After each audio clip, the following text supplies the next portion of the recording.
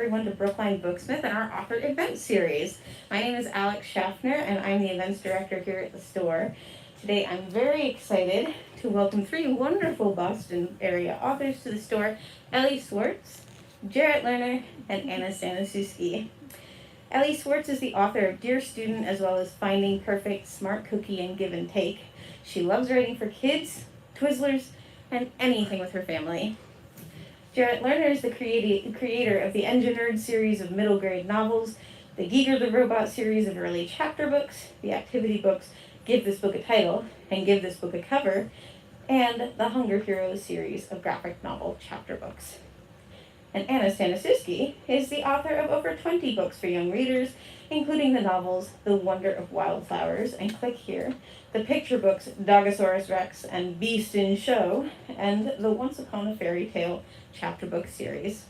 When she's not writing, Anna spends her time teaching, reading, and challenging unicorns to games of hopscotch.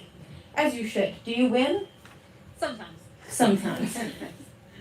It's wonderful to have them all here today, sharing their books and their love of reading. Before I get going, I just want to remind everyone to keep their masks on while you are in the audience. If you'd like to buy the author's books, they'll be available at the counter after the event, and everybody is going to stay and sign books for you. Finally, we are going to have some audience question time today, so hold on to them for now, but get them ready. Now, without further ado, please welcome our wonderful panel of authors. Thank you so much, Alex, for having us, and thank you guys for coming and joining us. We were just talking about how amazing it is to have community and to be able to be in it again. It feels very special. So, Anna, you want to kick us off? Yeah, so I think we were just gonna talk about our new books first, and then we were gonna ask each other some questions, and then open up to questions from you guys. So, Elly, do you want to tell us about your student? Sure. So, Dear Student is my new book that came out, oh my God, just like a week ago. And it is about Autumn, who has social anxiety, a pet guinea pig named Spud because he looks like a giant baked potato. And she becomes the secret voice of the middle school advice column. And this book is inspired by so many kids who are just like Autumn, who feel like they don't know where they fit. They don't know if they're saying the right thing or doing the right thing or wearing the right thing. And I guess I feel like we're all a little bit like Autumn. So that's a little bit about Dear Student. So I'm actually here to talk about two books because they're a series. So Clique Here came out from Scholastic last year, and then Double Click, the sequel, came out also at the end of last year. So Clique Here is about a girl who uses science to become popular at her new school to avoid being bullied. And then in Double Click, she uses science to try to fix her friendships that have gone awry. So these were inspired by my middle school wishes, I guess. I'm sure none of you had this problem, but I was not very popular in middle school.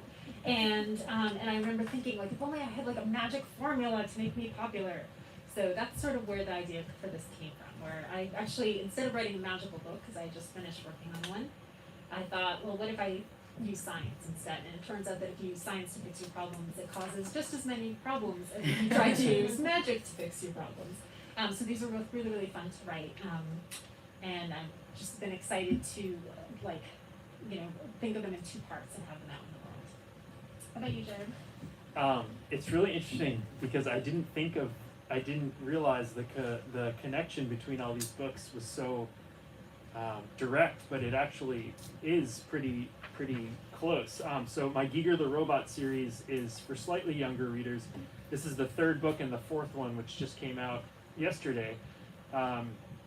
And it's about a robot going to school, but it's really a way to talk about anyone, robotic or human, who is unsure of themselves in a school setting, uncomfortable with themselves, and navigating sort of school relationships with a teacher and also with friends and friendship. So there's a lot of like weird parallels that you might not think on the surface, but that's Geeger the Robot. But that's really interesting because a lot of teachers talk about pairing books to, and these all on the surface would seem very different, but they're all very aligned in that, you know, sort of the anxiety that comes or can come from being in school and navigating all the things that happen when you're in the cafeteria, in the halls, in the classroom. It's almost like universal things, sadly, that kids all have to deal with, whether they're in second grade, I guess, or high school. I think that's true. Kate was saying earlier that she thinks I have my inner 12-year-old, and I feel that the things that I experienced at that time really imprinted on me in a really impactful way. And I think all of those things, as you said, are universal, whether it's when I was that age, which was a very long time ago, or the kids today who are experiencing a lot of the same things, and those feeling all the feels that come with the uncertainty of where you fit and how you fit, and whether it's science or robots or just realistic fiction. I think that's true. I think that brings us nicely to kind of like how we built to this event, which was a middle grade panel. So maybe we can talk about why we write middle grade, how we came to writing middle grade, and what that maybe means for us in terms of the kinds of stories we want to tell. Jared, do you want to talk about that? Yeah, and that ties in another thing that we were saying we could discuss was our journey to writing. And so my answer to that really ties in with that question, which is I decided that I wanted to become a writer sort of, or I think I got the guts to try to become a writer in college. I was too nervous. I didn't understand what it meant and what it looks like. And so it wasn't until college when I had some professors who encouraged me to do it, to try it. But I was in this academic world with academic literature. And so I thought for years and years that's what I had to write. And I didn't like it. And it sapped all the joy out of writing for me, and it took me years to first get outside of that environment and then have this realization I should be writing what I love reading, which was children's literature. I was like, trying to write like Tolstoy and then reading like, The Hunger Games secretly when my friends weren't looking. And it took me so long to figure out that was my voice, that was my writing voice that I needed to do. So it came to me naturally. And also I just think this is the most exciting kids to write for. It's such a time, like we were talking, like you sort of mentioned, of transition, of finding yourself. And it's just so exciting to be able to potentially help kids navigate all of that. It's funny because the way that I came to middle grade was so similar. So I actually knew when I was 10 that this is what I wanted to do. That's so impressive that you knew at 10. Yeah, but then I forgot about it. So like, I know for a fact that when I was 10, I wanted to be an author because when I was in 5th grade, we had to do a project in my class where we had to write and illustrate a collection of stories. And in the back, we had to write a little bio of ourselves. And it was like, when Anna Staniszewski grows up, she wants to be an author like Judy Blume and Beverly Cleary. Oh my gosh. So I knew. Amazing. And then, but then it's like, then all of a sudden, like all these other things happening. And I was doing a lot of theater, and I thought maybe I should be writing plays. So I went to college to write plays. And then I was surrounded by people writing like literary short stories. So I was like, maybe I should write literary short stories. And so then when I set out to actually like be a writer, after college, I started working on short stories, and somebody said, "Oh, your characters sound 13," and I was like, "That's interesting." And then right around that time, I was working at our Carl Museum, which had just opened, and I was surrounded by people who love children's books. And suddenly, I was like, "Oh, right! Like this is what I've always wanted to do." So, but I think it's hard sometimes to kind of keep your voice and like your focus when there's so much external pressure on on what you're supposed to be doing. But once I figured out middle grade was what I was meant to do, because I've always wanted to do it, it was like, right, okay, this makes so much sense. And it was suddenly the things I was writing started working so much better. I think finding your voice is the trick. I mean, for me, I was a lot of things before I was a writer. I'm a lawyer, I practiced the law, taught law school, wrote law books, I had a college prep business, and I wrote ever since I was in 4th grade. My first book was about a cow. It was terrible. I was not like a great writer. I just was somebody who loved to write. I never thought I could be an author. That seemed something that was so far removed as something somebody else could do. But it seemed out of reach. And it wasn't until my oldest, who's now 29, was in 5th grade, and we read the book Mick Hart Was Here. Have you guys ever read it? It's so good. By Barbara Park. I highly recommend it. We read it out loud together. It made me laugh. It made me cry. It made me feel all the feels. And I turned to my family like that day, and I was like, "Oh my God, this is what I want to do. I want to write books for kids that make them feel all the feels. Like this is it." And then it just took me another 15 years. Yeah, no big deal. So my first book came out, which was Finding Perfect, but that was the 5th book I wrote. It was a very long journey to yes, filled with hundreds and hundreds of rejections. The science in me was like, statistically speaking, I think this is not going to happen. But my family was hugely supportive. They completely believed in me. And the voice piece and writing for middle grade, it was those other 5 or 4 books. One was a young adult, and I had friends read it, and they're like, the problems are old, but the voice, it's like a 12-year-old. Yeah. And I was like, oh, right, I'm not edgy in life. I can't write edgy. I can't be that person. Like, I'm not that person. I'm not angsty, and I just don't have that tone. And just when I started writing this stuff that matters to me, which is always where the advice I have for writers, it begins, is like, write what matters to you. When I started writing Finding Perfect and other stories that had mental health pieces woven in, it was like it was what mattered in my heart. So that was what mattered on the page. Like, that's how it worked for me. And then I guess the happy piece is that the first book I wrote, which I started in 2001, was called Hidden Truths, and it's actually coming out next year. Oh, And it just took 22 years to get it right. But you find your voice, and you can find your way back into a lot of different stories. It's going to look different. Sure. I mean, it looks a lot different than it did in its first rendition. But I'm really proud that I was able to find my way back. But I think it's honing your voice, like getting those skills and tapping in. I mean, for me, I love writing for that age group because they're honest and real and willing to be vulnerable. Like they're I go to a school visit, kids will come up and share incredibly vulnerable moments in their life that are personal and that are honest. And I feel like, as you had said, the self-discovery piece in those that age group, and just the willingness to be so honest about themselves and the world that we're in, I find, I love talking with them, I love writing for them, and I just sort of respect their lens on the world. Yeah, it's there's a lot to unpack there. But I was gonna say before I was gonna respond to something else, but I had the same experience that you all had, where I actually got my agent for a young adult novel.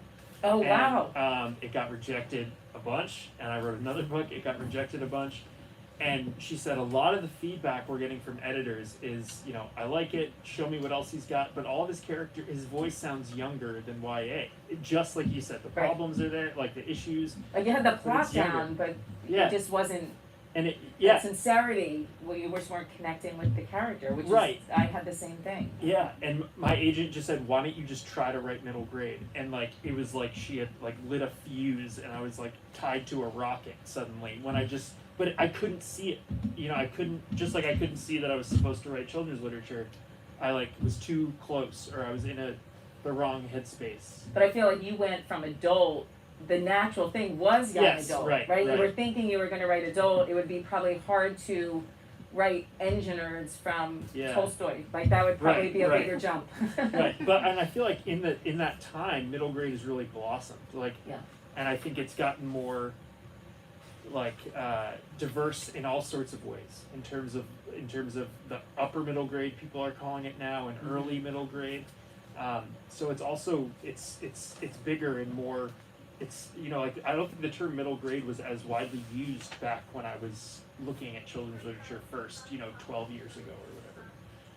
I also think middle grade now does the deep dive in a way that it didn't years ago. Yeah. It was much more sugarcoating, Yeah. and I think kids of this age group, want to read about real things that impact their life. They want to see themselves on the page. They don't want everything to be, rainbows. They want what matters to them. They want what they're experiencing. And, there should be books that have all of those things. And then also rainbows. But, Yeah.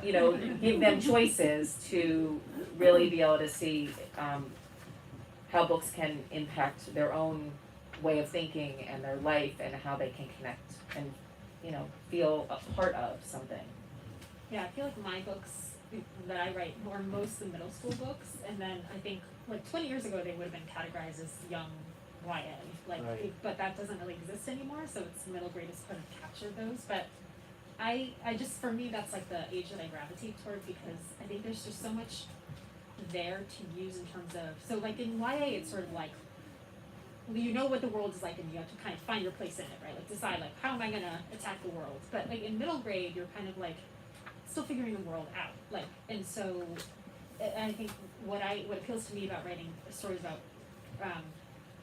characters in middle school is that they have a little bit more autonomy than they would have in elementary school. Like they're able to do more things on their own. Their parents aren't as involved in everything they do, and so they have a little bit more privacy. So I feel like that to me is like so interesting, that transition from being like a kid to then slowly becoming a teenager, but there's that in between part where you're stuck, where you have like one foot in each, and so Yeah. for me that's what I think that's my natural voice as a writer, but I also just I that's why I've written so many stories set in middle school because I feel like there's so much richness there, and also I feel like I'm still working through some of the trauma of middle Right. school, and so We all are. yeah, exactly. So I feel like there's a lot of universal feelings there that I can kind of use in the stories that I'm telling, and then make them funny because that's how I deal with any kind of tough situation is through humor. So I might as well do it in books too. Yeah, sometimes when I think back on me in middle school, like I dread it, and I'm like, it's like the most cringy and like upsetting. But I don't know why I gravitate towards it in writing. I think you are. It's like you're revisiting it and try to like figure it out or get it right or some weird thing. Yeah, like I've started. You're taking middle school by storm as Yeah. like an adult. Yeah, right. It's like take that. If I could go back to middle Right. school today, yeah, I got this. nailed it. Yeah. So what books, so we're talking about our middle school years, which I definitely had like really bad hair. what books, like when you were in middle school or of that age group, did you read or like, and have they, impacted what you write, do you think?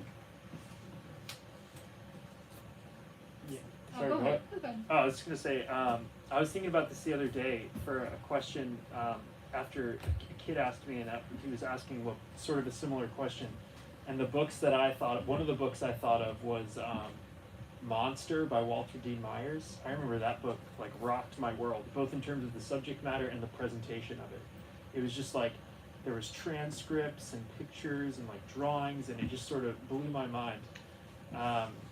And also, I really loved Louis Sachar. Oh, yeah. His books really were huge for me. The younger stuff, and then even the older stuff, the middle school stuff. So those are some of the ones that always jump to mind. For me, it's when I really think about the books that were like so influential. I think it has to be the Ramona Quimby books because I just read them over and over, and they felt so real.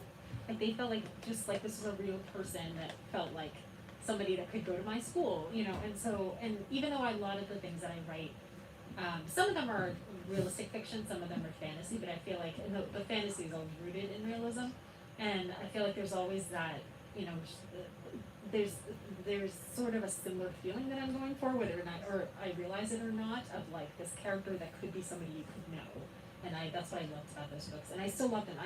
My daughter is almost 7, and we've been reading them together, and it's just been like, they still work. She's still, you know, like we love them all over again, which is such a testament to how amazing they are.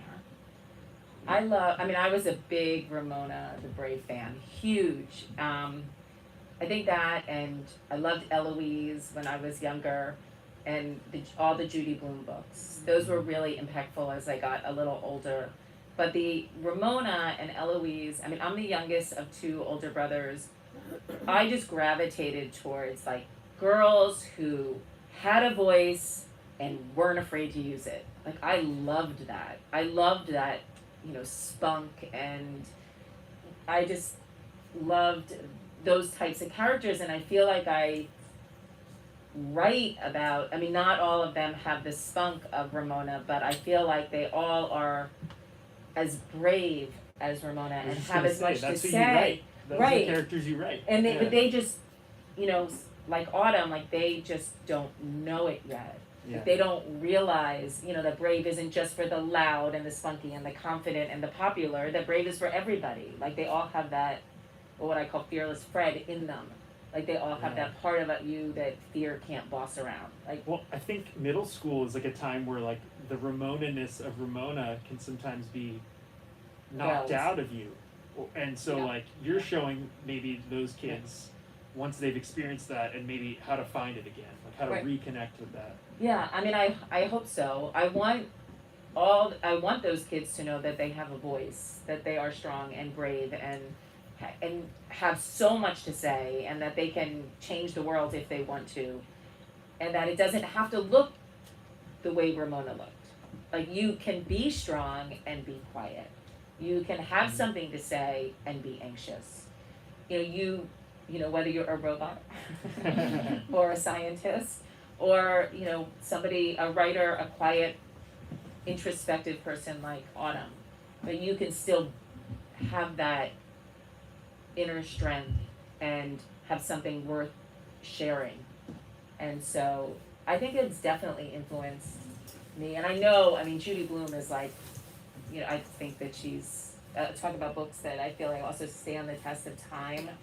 Yeah. Just the way that she wrote has always resonated with me, as a reader, as a young reader, and then going back and revisiting those books as a grown-up, as an author.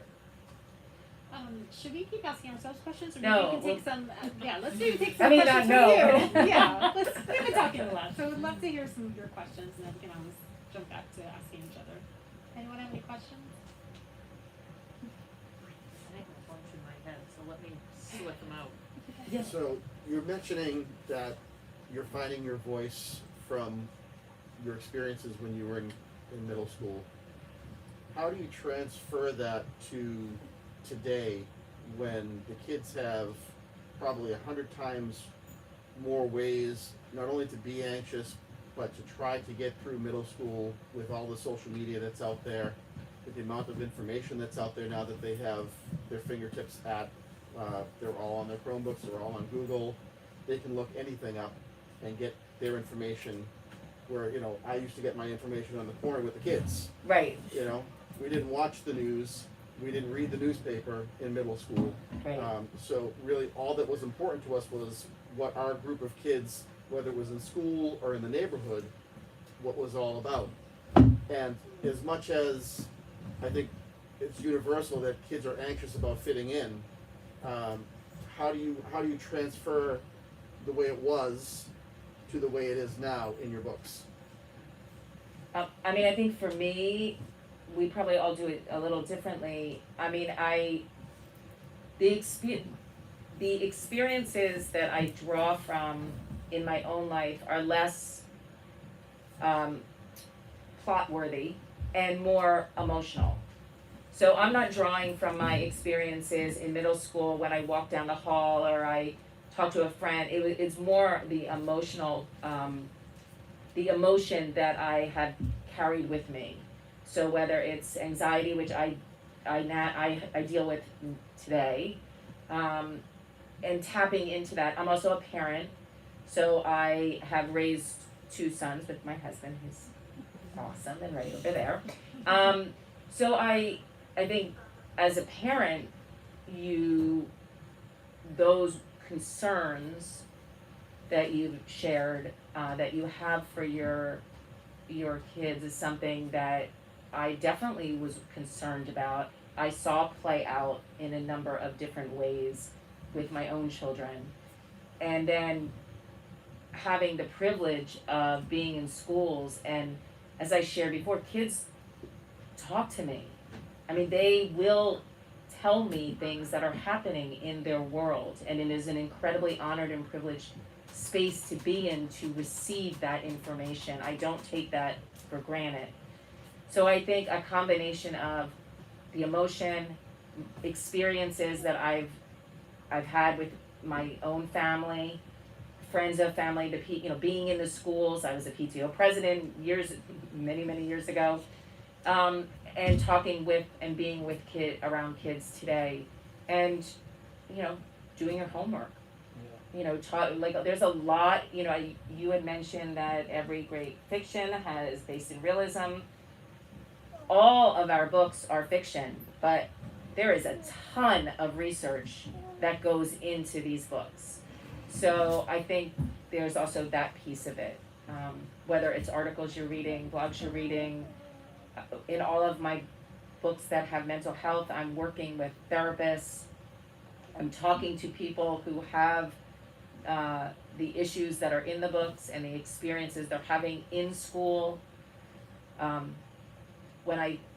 Just a very funny anecdote that dates me and my research. When I first started Finding Perfect, because it was in that very long journey, I got resources from the International OCD Foundation, their website, and they were sent to me. And it was so long ago that it was a VCR. It was a VHS tape that required a VCR, which I actually had, because that's how old I am. But there's a lot of research, and that was all about a girl with OCD in school, and how in the classroom and how it can present. So there's lots of ways that we take, I think, our emotions and incorporate the true life of kids today, because I think it's got to be authentic, right? Because otherwise it all has to resonate with kids. Yeah, I think what you're getting at, the question you asked is it's like the essence of the writing process, is like using the empathetic muscle that you've developed over years of reading and writing and trying to put things in words, and connecting with the kids that you're not, and hopefully you can put things into words for them that they might not be able to, and sort of use the shape of a book to structure situations for them that they can engage empathetically in on the other side of the equation, to help guide them and help get them through stuff. But that's really the work of writing. That's where it all comes down to, whether you do that work or not. I think also part of it is like what you were saying with technology and all that, like how do you that is a reality, you need to reflect that in books, but you also don't want it to feel dated, and you don't want it to overshadow the story you're telling. Yeah. So I think for me that's always a challenge if I'm setting something in a realistic place. But I try to do what Elly was saying, where you ground it in the emotion, the emotional experience, and then I look at well what technology do I actually need in this? So okay, maybe they're not calling each other, they're texting each other. In Clique here, there's her, the main character, Lily, her research gets shared with everybody in the school. So okay, like 20 years ago, that might have been like it got printed out and like handed out to everyone, and this time it went out to like a school email or whatever. So there are things like that where I just think about like the choices you're making that reflect the reality of students currently, but you don't want it to feel like you want it to be vague enough that it won't suddenly feel dated in like 5 years, and you also don't want it to feel like it's taking over your story. So So I think it's just things you have to kind of weigh too. Yeah, the technology side of it is really tough, and a lot of the stuff that I write for, I have a book coming out where it's an age where you'd expect kids to have phones and stuff, but most of my other books are the protagonists and stuff are ages where they're not going to be walking around with cell phones, so that helps. But it's really tough to know, like you just said, dating. Like, are you going to throw in Snapchat and then have it or TikTok, and then you don't know, next week it could fall off, and like. I guess I was really more saying, with social media, Yeah. you're piling on more ways to be anxious to Yeah. not fit in, and how that is different than in the past, where the most you had to worry about is someone in the hall saying something about you, and if it word of mouth that way is obviously a lot slower than doing it this way on the phones.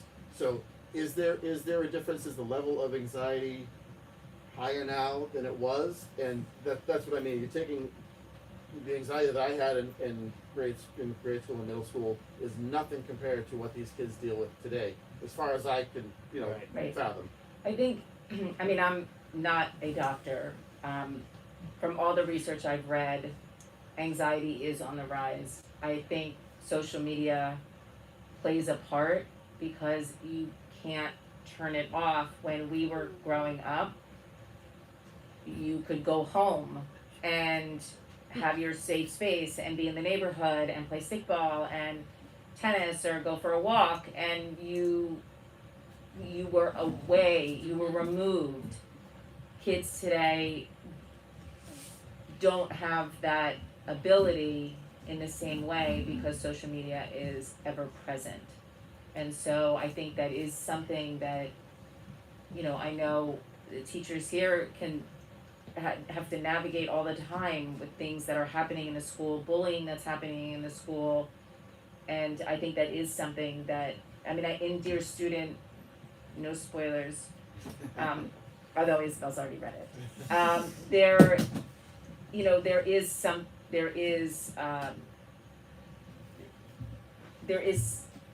is a part of the story that is based in technology, and there is something that happens that escalates a conflict. So you just have to pick. I think, as Anna said, you have to really evaluate how integral it is to your story.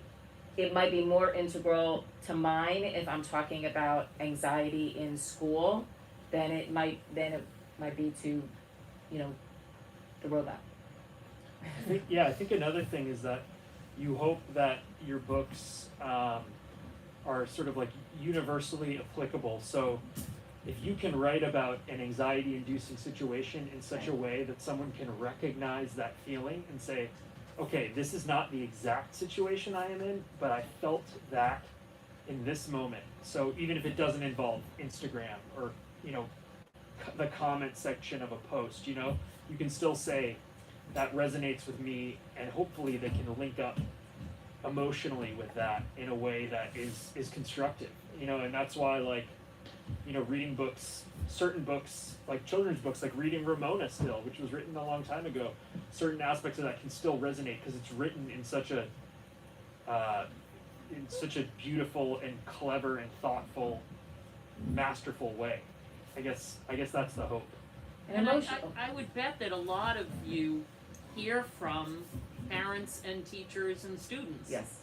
And that's a way to keep your thumb on the Yeah. pulse of things. I know parents would reach out to you with Finding Perfect, and kids being like, oh my God, this is spot on, or, I just know even as a teacher, if kids have something they want to tell someone, they're going to tell someone. And my bet is a lot of times it's the authors of the books they're reading. Yeah. Just on Tuesday when Dear Student came out, I was in a school in person for the first time, which felt amazing. And after my presentation, one of the students came up to me and said, I'm really glad that you wrote this book because I'm like Autumn. I had social anxiety. Kids make fun of me. They think it's like a stereotype, and I'm really glad that you wrote this. And, you know, those kind of those opportunities to receive that information, not only do they fill my heart because I feel grateful that a book can do that. That a book can say, you're not alone. Like, there's a lot of people who've got what you got. Like, you're gonna be totally fine. Like, you're okay. You've got this. And that a book can give them the language, and a book can give them permission, and a book can give them the conduit that they need to say, you know, read this Right. to somebody and know that they can then connect over even that character and have the language in which to have that conversation. And it's like, you know, it's existed since we were all kids, that your mother could have said that to you every day your entire childhood, and it doesn't matter at all. But somebody else says it, Right.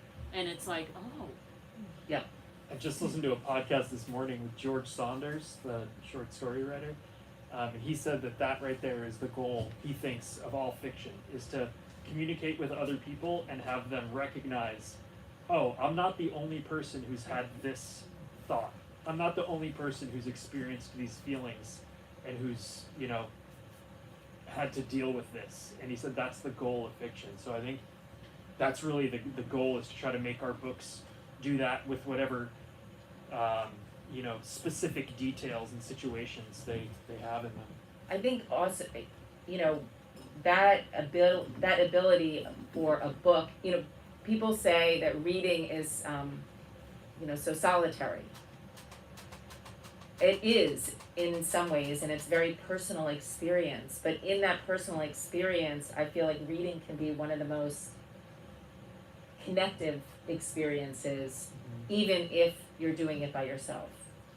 And I think that is the hope of all the books, that they can make a reader feel less alone and connected. even look at like this huge generation gap.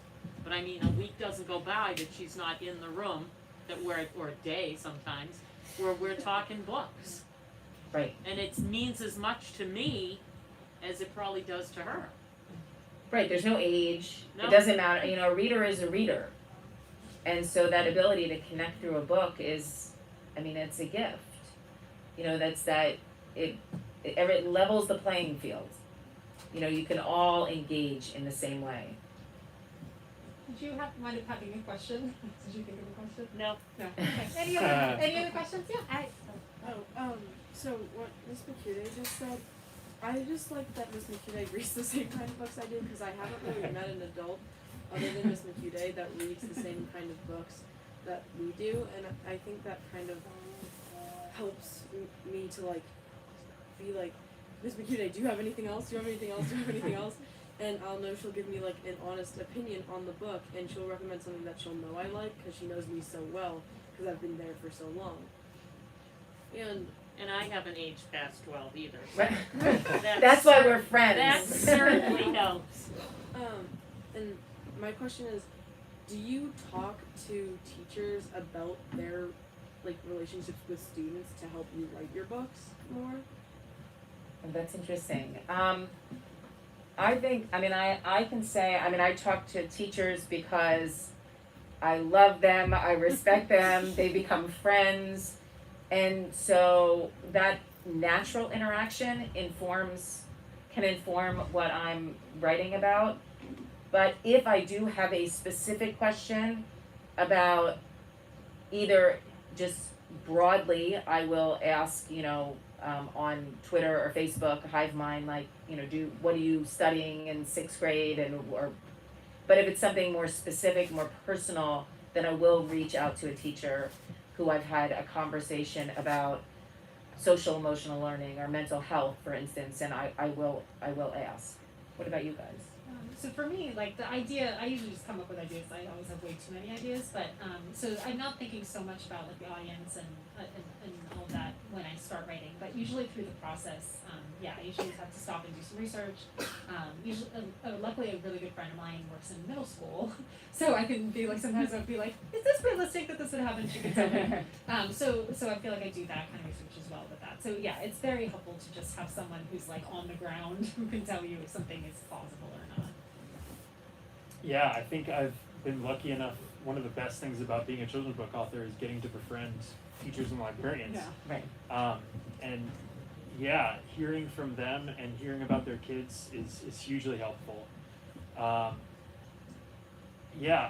think I often write for so-called reluctant readers, undiscovered or emerging readers, which is a more positive spin on that term. And so it really helps me to hear how kids might be struggling and what books they're not finding and why they're not liking books. Because one of my goals is try to get kids to be into books and to turn them into lifelong readers through a reading experience. So in that way, it's huge because I also read a lot, and so people will come to me and say, do you know a book, this kid likes this and can't find this and doesn't like this kind of book because of this. That can really help me think of ideas. One thing that I've been obsessed over recently is kids who aren't at the same reading levels as their peers, and all of the books just physically having different dimensions and having anxiety about that. So a kid who might be behind in 5th grade might be able to really build some confidence and skill with this book, but look how much smaller it is, and they're embarrassed to read these books. So I've been focused with my publisher on trying to make books that are good for those struggling kids, that look like these books, so that they can carry them in the hallway or in class and not be embarrassed. And I think so that came to me from really interacting with a lot of teachers and talking to them. And that's something that we're seeing a lot right now with an 18-month gap in education. And what I started doing was going back to a lot of short stories, but unfortunately for that 3rd, 4th, 5th grade, there's not a lot of short story anthologies. And I know you all kind of mentioned like I was going to be a short story writer. Our publisher's looking to that because that's another way that we're trying to build back up the stamina and that we're trying to level the playing field a little bit is through the short stories, and then also within our 45-minute reading block, we can do a short story and really dig into it. And not an excerpt.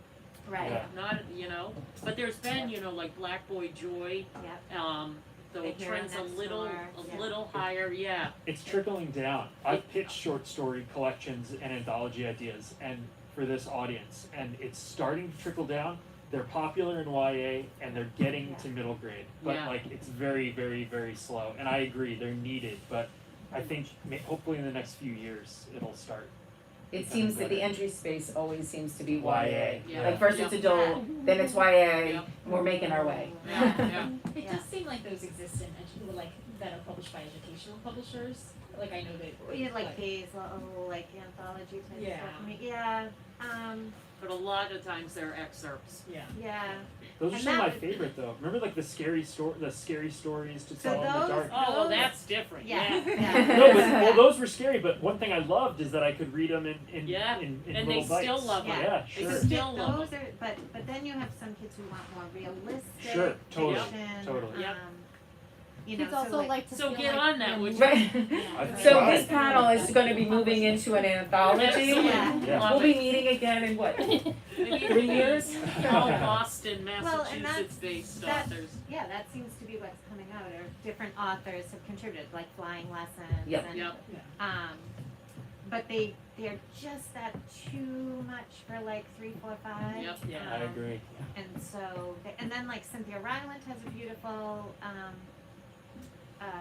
anthology of short stories, but again, like we tried those ones, they were just a little bit Yeah, I would too, think. A little bit. yeah. Yep.